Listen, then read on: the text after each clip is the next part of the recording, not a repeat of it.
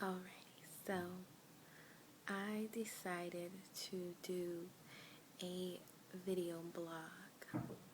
Um, I tried journaling, I tried blogging, and I feel like I have so many thoughts and feelings.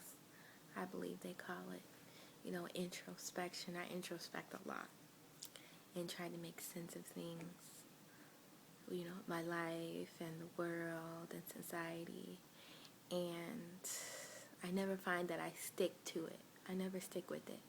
And so here I am with another attempt to express myself. People say, oh, Nafisa used to write poetry. I did. And I still do sometimes. But sometimes I think that poetry was a part of younger me.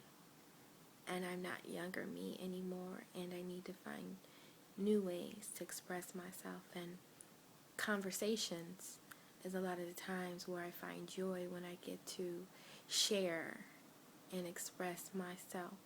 So, thought I'd have a conversation with my camera and whomever else sees this.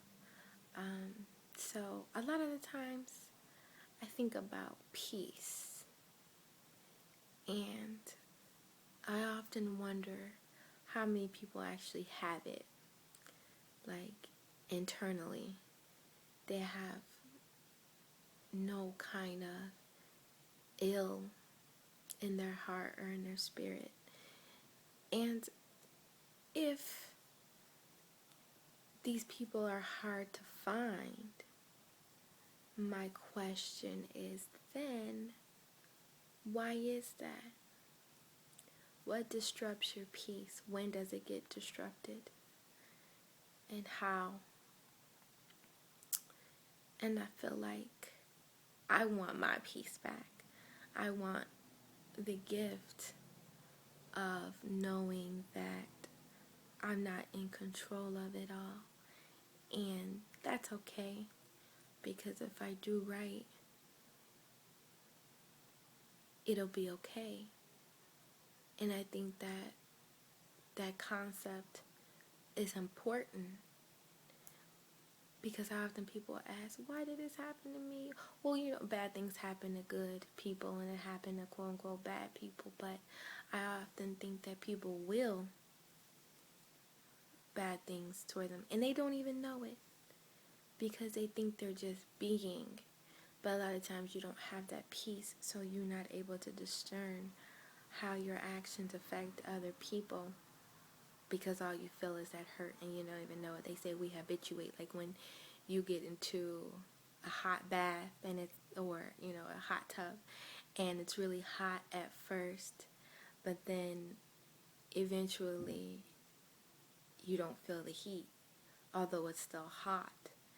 And I think that it's the same thing with pain in our experiences. So often we forget that it's there, but it's still there, and it impacts us. We're conditioned to react to different stimuli based upon our past experiences. And I think that we don't acknowledge our past experiences. And honestly, what gives me a lot of peace is me being honest about my past experiences. Because we become so ashamed or embarrassed about life. And my thing is that you may have not known what was right and what's wrong. You may have been impulsive. You may have been conditioned to react that way.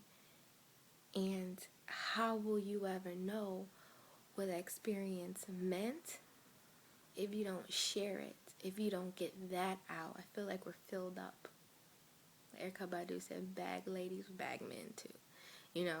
We're filled up with so much stuff, and then we hoard it. We conceal it so that no one knows we're filled up with stuff, and then when we don't share them, we get overwhelmed, and we still don't want to share that we're even overwhelmed with which we have been filled up with.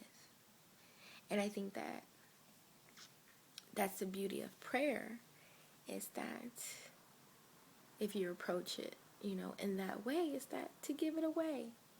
Find outlets to give it away. You give it away in prayer, you give it away in conversation. You give it away in finding that other people have experienced some of the same things that you have, and there's no need to hold on to it. Or what you've been holding on to, what you've even been hurt by, it's not that bad because someone's been hurt in a deeper way. So I think that peace is a simple concept, but I feel like people avoid it because it's kind of like rubbing alcohol when you get a cut or something. You put it on and it burns, but it's beneficial. It's beneficial. And I think that opening up wounds and trying to understand them is beneficial because I think you find peace there.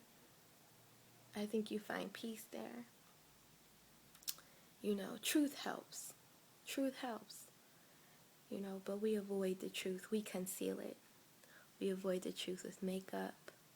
We avoid the truth with Photoshop and filters. We avoid the truth through lies. We avoid the truth, by avoidance, running away from it. And I think that's where the disruption of peace is that you're not living in the truthful state, an authentic state, that in which you were created to be. I read a hadith one time. Hadith is the Chronicles of Prophet Muhammad, peace be upon him, who Muslims believe, was the last prophet. And so they chronicled his life, his companions, his disciples, I guess. Christians would refer to them as disciples. They recorded, his answers to questions and how he did things. And it wasn't a hadith, it was just kind of like a narrative in the hadith, and it was saying that how God gave us all light, and he gave us laws, like natural laws, like rules of nature. In order for us to be able to exude that light, we have to be in tune with natural laws. And like when you disrupt natural laws, like let's talk about global warming. Nature and the climate is disrupted because pollution goes against the laws of nature. And I feel like as human beings, when we don't listen to our internal selves, perhaps God, when we don't exude that light regardless of how dark it is, we go against the laws of nature. When we don't seek a better way of how to live and be with human beings, that goes against, the laws of nature. And I feel like people are out of whack. I do. Sometimes I think like I'm so intrigued with the brain. I have a psychology degree. I'm thinking about going into neuropsychology. I think I'm intrigued with the brain because I think perhaps the brain is the soul. The brain can do so much. It's flexible. It's elastic. It can't repair, but it can function in another way. Kind of like sometimes human beings are, and I think that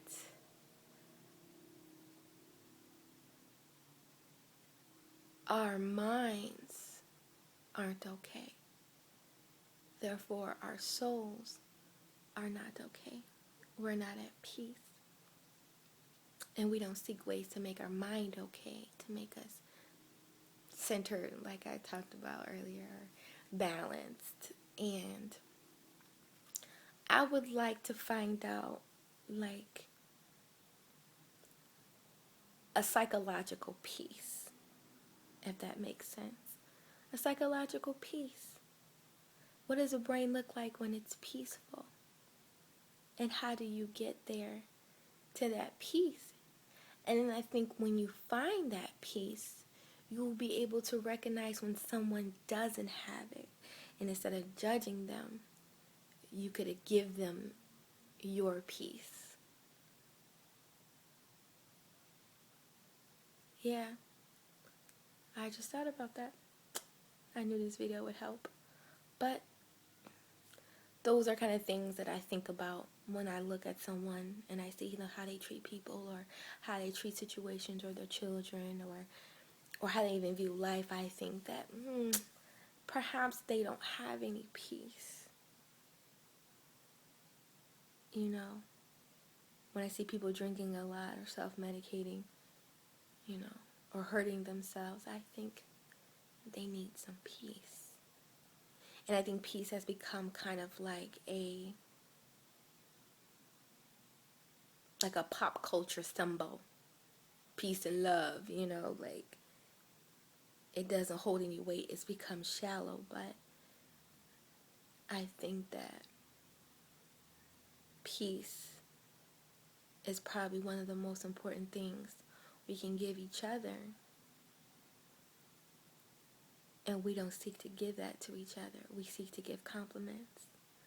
We seek to give companionship, whether it's good or bad, to have somebody around me.